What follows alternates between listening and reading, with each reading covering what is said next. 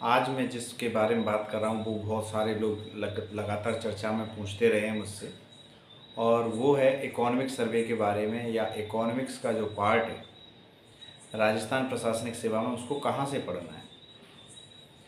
तो मैं आपसे पहले बता देता हूँ कि इकोनॉमिक सर्वे को यदि आप, या इकोनॉमिक सर्वे नहीं, इकोनॉमिक्स वाले पार्ट को यदि आप देखेंगे तो उसको मोटे मोटे तौर पे दो हिस्सों में बांटा जा सकता है, जिसमें पहला पार्ट है जो थ्योरेटिकल पार्ट है, जो सैद्धांतिक रूप से समझ के ऊपर प्रश्न पूछे जाते हैं, और दूसरे प्रश्न पूछे जाते हैं करंट के इकोनॉमिक डेवलपमेंट्स के बारे में पूछे जाते हैं। और उस करंट के इकोनॉमिक डेवलपमेंट्स को भी हम दो भागों में बांट सकते हैं।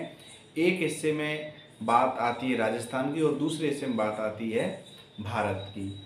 तो सबसे पहले मैं आप सबसे सजेशन दूंगा कि आप लगातार जो पीछा कर रहे हैं कि मुझे XYZ किसी भी इंस्टीट्यूट्स की या किसी भी स्पेशल टीचर की इकोनॉमिक सर्वे को पढ़ना चाहिए या नहीं पढ़ना चाहिए उससे, तो मैं इसमें कोई निर्णय आपको नहीं सुनाने वाला हूँ, पर लेकिन जैसा मैं समझ पाया हूँ उस तरीके से आपको बताता हूँ कि तिन खोजा तिन पाइया गहरे पानी पैठ। जिस व्यक्ति को प्राप्त करना है ना, वो उतनी गहराई में जाकर के उस मोती को चुन लाता है। ऐसे ही आप लोग स्पून फीडिंग की तरफ क्यों जाना चाहते हैं? स्पून फीडिंग की तरफ लोग इसलिए जाना चाह रहे हैं कि या तो उनको डर लग रहा है। तो आप ऐसी चीज़ों को मत कीजिए। ठीक है, बहुत सारे लोग सफल होने के बाद तमाम नामी गिरामी इंस्टीट्यूट्स का नाम लेते हैं, वो उनके कुछ के निजी उद्देश्य होते हैं। आप भी जब इस अगली बार सफल हो जाओगे तब आप भी इस गेम को समझ पाओगे। तो मैं आपसे एक ही निवेदन करूंगा कि आपको अपनी अंडरस्टैंडिंग बढ़ानी है तो आप NCERT की 11th और 12th की बुक उठाइए, और सीधे सीधे से आप जो स्टैटिक क्वेश्चंस आते हैं, जो थ्योरेटिकल पार्ट से आते हैं इकोनॉमिक्स के, वो वहाँ से क्लियर हो जाएंगे, जिसमें बहुत बड़े कोई प्रश्न नहीं है। राष्ट्रीय आय से संबंधित प्रश्न होते हैं, वो राष्ट्रीय आय क्या है, आय क्या है, इससे संबंधित प्रश्न है। GDP क्या है, GDP से संबंधित प्रश्न होंगे। सकल घरेलू उत्पाद क्या है, सकल राष्ट्रीय उत्पाद क्या है, इससे संबंधित प्रश्न है। तो आप उनको क्लियर कीजिए थ्योरेटिकल पार्ट को NCERT से, ठीक है। और बाकी आपके पास यदि आपने कहीं और से पढ़ रखा है तो आप वहाँ से कर लीजिए।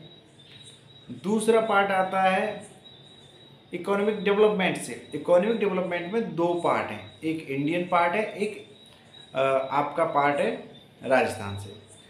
आप किसी भी संस्थान से पढ़ेंगे, आप किसी भी संस्थान के नोट्स पढ़ेंगे तो बहुत सारे चांसेज हैं।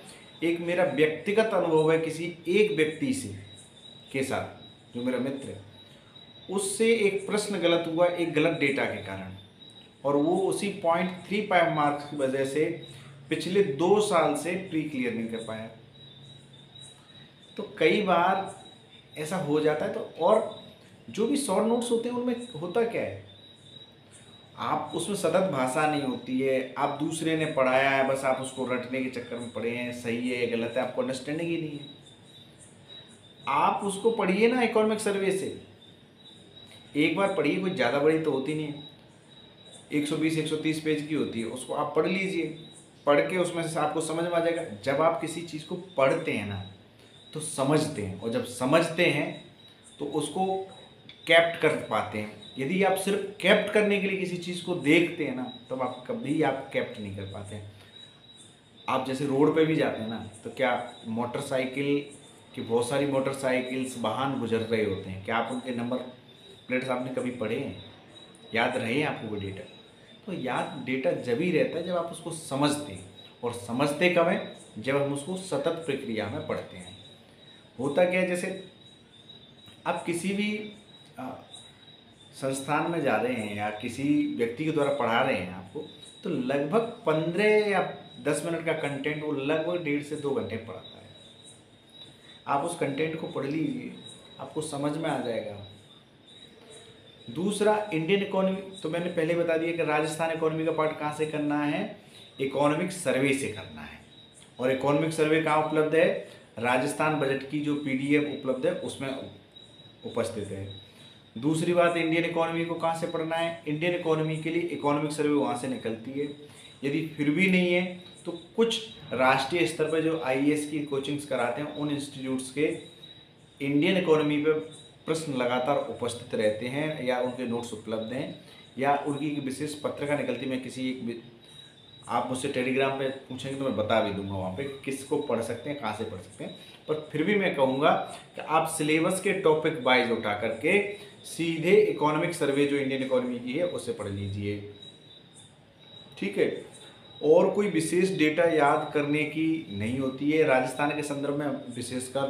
तो अंत में ये कहना चाहूँगा कि मैं राजस्थान के लिए आप इकोनॉमिक सर्वे को पढ़ें जो बजट में उपस्थित है, और इंडियन इकोनॉमी के लिए भी आप इकोनॉमिक सर्वे को सिलेबस के अनुसार पढ़ लें, तथा इस थ्योरेटिकल पार्ट के लिए आप एनसीईआरटी 11th और 12th को पढ़ लें, आपका क्लियर हो जाएगा। थोड़ी मेहनत ज़रूर करनी पड़ती है, स्पून फीडिंग के लिए आप किसी पर भी डिपेंड ना रहें, यही मेरा आपसे निवेदन है। यदि आपको मेरी बात ठीक लगे तो इसे शेयर करें, सब्सक्राइब करें, अन्यथा आप स्किप भी कर सकते हैं। ऐसा मेरा जितना भी उद्देश्य है वो निस्वार्थ है, मेरा ही नहीं, इसके साथ साथ मेरे साथ बहुत सारे लोग जुड़े हुए हैं, उन सबका निस्वार्थ भाव से ये उद्देश्य है। So thank you to all जिन्होंने भी मुझे सुना, बहुत बहुत धन्यवाद, नमस्कार।